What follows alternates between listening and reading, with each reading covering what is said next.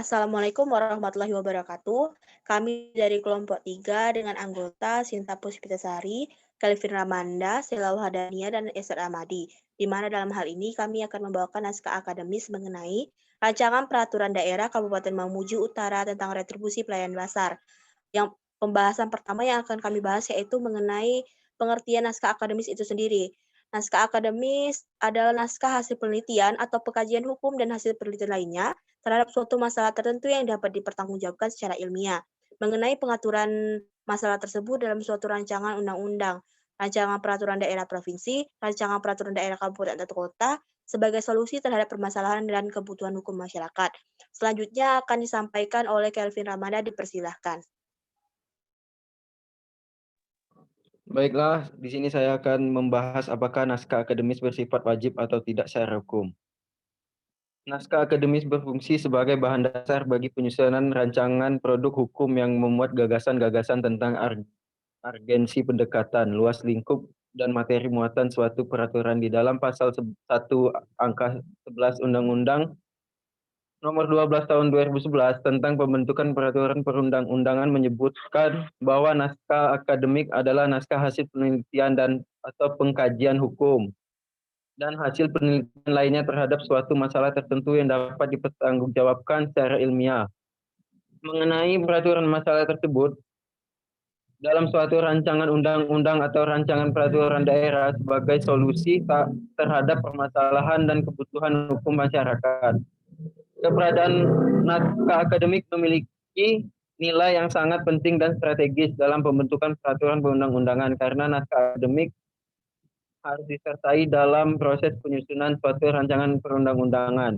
Di samping itu, penyusunan naskah akademik diawali dengan riset nilai-nilai yang ada di masyarakat. Sehingga besar kemungkinan peraturan perundang-undangan yang dibuat berdasarkan naskah akademik bersifat responsif akan mudah diterima oleh masyarakat. Baiklah, selanjutnya akan dijelaskan oleh rekan saya, Sela Wahdania.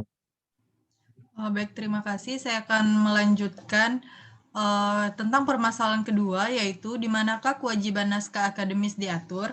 Sebelumnya saya jelaskan, naskah akademik ini berasal dari pemrakarsa yang mana pemrakarsa penyusunan naskah akademik di sini adalah menteri atau pimpinan lembaga pemerintahan non-kementerian yang mengajukan usul penyusunan rancangan undang-undang.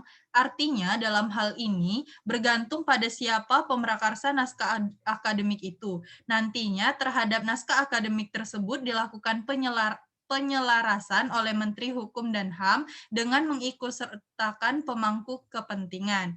Dan kewajiban naskah akademik ini telah diatur dalam lampiran 1 Undang-Undang Republik Indonesia Nomor 12 Tahun 2011 tentang pembentukan peraturan perundang-undangan. Dalam hal ini, penyusunannya dapat terdapat sistematika penulisan yang tercantum dalam lampiran ini, yaitu yang pertama ada judul, kedua ada kata pengantar, ketiga ada bab 1 berisi pendahuluan, dan keempat bab 2 isinya adalah kajian teoritis dan praktik empiris, dan kelima ada bab 3, yaitu evaluasi dan analisis peraturan perundang-undangan yang terkait, dan keenam ada bab 4, landasan filosofis, sosiologis, dan yuridis, dan ketujuh ada bab 5, yaitu jangkauan, arah, pengaturan, dan ruang lingkup materi muatan undang-undang, peraturan daerah provinsi, ataupun peraturan daerah bagian kabupaten atau kota, dan yang terakhir yaitu ada bab ketujuh, penutup.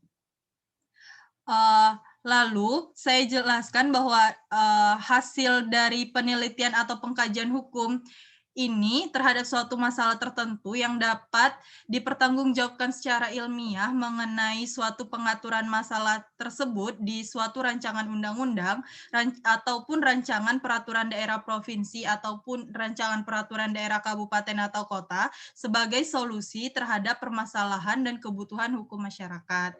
Berkaitan dalam hal dimaksud dalam proses terbentuknya peraturan perundang-undangan, keberadaan naskah akademik mempunyai kedudukan yang tepat dan kuat. Karena itu untuk saat ini naskah akademik menjadi suatu kewajiban atau keharusan dalam proses pembentukan peraturan perundang-undangan. Selanjutnya akan dibacakan oleh rekan saya Ersat Rahmadi.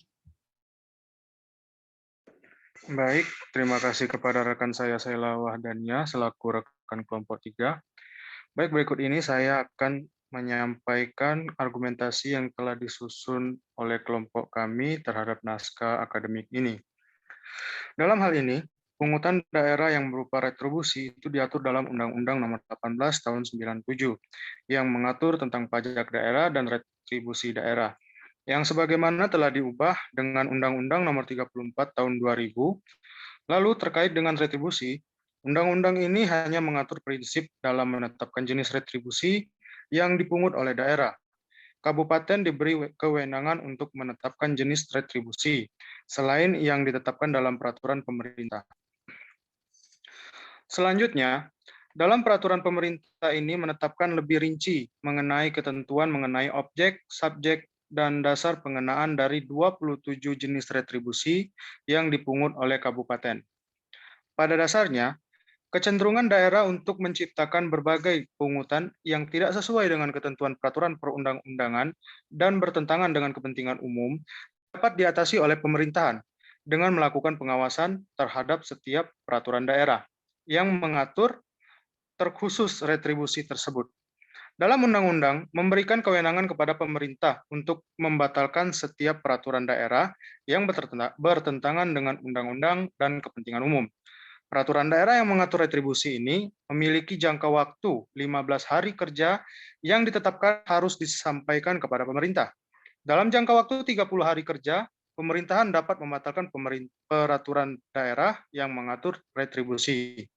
Selanjutnya, untuk meningkatkan efektivitas pengawasan pungutan daerah, mekanisme dari pengawasan ini diubah dan direpresif menjadi preventif. Setiap peraturan daerah tentang retribusi selalu dilaksanakan dan harus mendapat persetujuan terlebih dahulu dari pemerintah. Selain itu, terhadap daerah yang menetapkan kebijakan di bidang retribusi pelayanan dasar dan pasar yang melanggar ketentuan peraturan perundang-undangan yang lebih tinggi, akan dikenakan sanksi berupa penundaan atau pemotongan dana alokasi umum atau dana bagi hasil atau restitusi. Dengan berlakunya Undang-Undang Nomor 28 Tahun 2009, kemampuan daerah untuk membiayai kebutuhan dan pengeluaran semakin besar, karena daerah dapat dengan mudah menyesuaikan pendapatannya sejalan dengan adanya peningkatan basis retribusi pelayanan pasar dan diskresi dalam penetapan tarif. Lalu, dalam Undang-Undang Nomor 28 Tahun 2009, yang mengatur mengenai pajak dan retribusi, itu ditetapkan 14 jenis retribusi, baik itu jasa umum untuk kabupaten dan larangan bagi daerah untuk memungut retribusi selain dari 14 jenis retribusi yang termasuk ke dalam pasal 110 ayat 1 Undang-Undang tersebut di atas. Berikut merupakan hasil dari argumentasi kelompok 3 terhadap naskah akademis tersebut. Terima kasih. Sekian dan terima kasih dari kelompok 3. Wassalamualaikum warahmatullahi wabarakatuh.